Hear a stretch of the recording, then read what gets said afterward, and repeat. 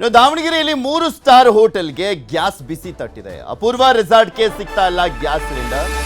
ಸೌದೆ ಒಲೆಯಲ್ಲಿ ಅಡುಗೆಯನ್ನ ಮಾಡಿಸ್ತಾ ಇದ್ದಾರೆ ಮಾಲೀಕರು. ದಾವಣಗೆರೆಯಲ್ಲೂ ಕೂಡ ಹೋಟೆಲ್ಗಳ ಪರಿಸ್ಥಿತಿ ಬೇರೆ ಏನಿಲ್ಲ. 3 ಸ್ಟಾರ್ ಹೋಟೆಲ್ ಅಪೂರ್ವ ರೆಸಾರ್ಟ್ಗೂ ಕೂಡ ಗ್ಯಾಸ್ ಸಿಲಿಂಡರ್ ಸಿಕ್ಕಿಲ್ಲ. ಆಲ್ಮೋಸ್ಟ್ ಎಲ್ಲ ಜಿಲ್ಲೆಯಲ್ಲೂ ಕೂಡ ಇರುವಂಥ ಪರಿಸ್ಥಿತಿ ಇದು. ಅಡುಗೆಗಾಗಿ 7 ಸೌದೆ ಒಲೆಯನ್ನು ನಿರ್ಮಾಣ ಮಾಡಿದ್ದಾರೆ ಅಪೂರ್ವ ರೆಸಾರ್ಟ್. ಮಾಲೀಕ ರಾಜಣ್ಣ ಅವರು ಮಾತನಾಡಿದ್ದಾರೆ. ಸೌದೆ ಒಲೆ ನಿರ್ಮಾಣ ಮಾಡಿರುವಂಥ ವಿಚಾರಕ್ಕೆ ಸಂಬಂಧಪಟ್ಟಂತೆ, ಹಾಗೆ ಈ ಒಂದು ಗ್ಯಾಸ್ ಟ್ರಬಲ್ ಶುರುವಾಗಿದೆಯಲ್ಲ ಅದ್ರ ಬಗ್ಗೆನೂ ಕೂಡ. ಯಾಕೆಂದರೆ ಆಲ್ಟರ್ನೇಟಿವ್ ಆಗಿ ಏನಾದರೂ ಮಾಡಿಕೊಳ್ಳೇಬೇಕು, ರೆಸಾರ್ಟನ್ನು ರನ್ ಮಾಡಬೇಕು ಅಂದರೆ ಪರ್ಯಾಯ ವ್ಯವಸ್ಥೆಗಳನ್ನು ಹುಡ್ಕೊಂಡಿದ್ದಾರೆ.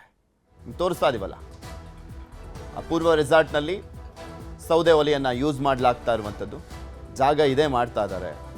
ಹೋಟೆಲ್ ಆಗಿದ್ದರೆ ಅಲ್ಲಿ ಸ್ಥಳದ ಅಭಾವ ಎದುರಾಗಿರೋದು.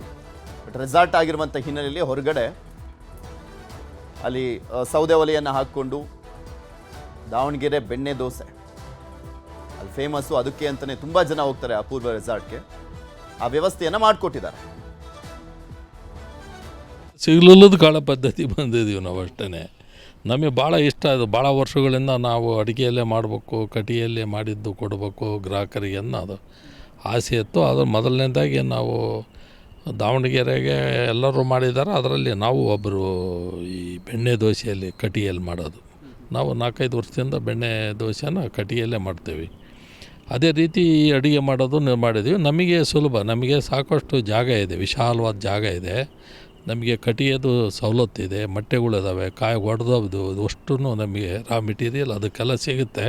ಇದನ್ನು ಮಾಡೋರಲ್ಲ, ಪ್ರಿಪರೇಷನ್ ಮಾಡೋರು ಕುಕ್ಕುಗಳು, ಅವ್ರಿಗೆ ಸ್ವಲ್ಪ ಇದು ಕಷ್ಟ ಅನ್ನಿಸ್ತದೆ. ಅವ್ರು ಅದಕ್ಕೆ ಹೊಂದ್ಕೊಂಡಿದಾರಲ್ಲ, ಈಗ ಬದಲಾವಣೆ ಮಾಡ್ಕೋಬೇಕು ಅವರು. ಹಂಗಾಗಿ ಅವ್ರಿಗೆ ಸ್ವಲ್ಪ ಕಷ್ಟ ಆಗುತ್ತೆ. ಇದು ಏನು ಮಾಡಲ್ಲ, ನಾವು ಏನು ಯಥಾಸ್ಥಿತಿ ಅದೇ ರೇಟ್ ಇಟ್ಟಿದ್ದೀವಿ. ಗ್ಯಾಸ್ ಸಿಗಲ್ಲ, ನಾವು ಕಟಿಗೆ ಪರಿವರ್ತನೆ ಮಾಡ್ಕೊಂಡಿದ್ದೀವಿ.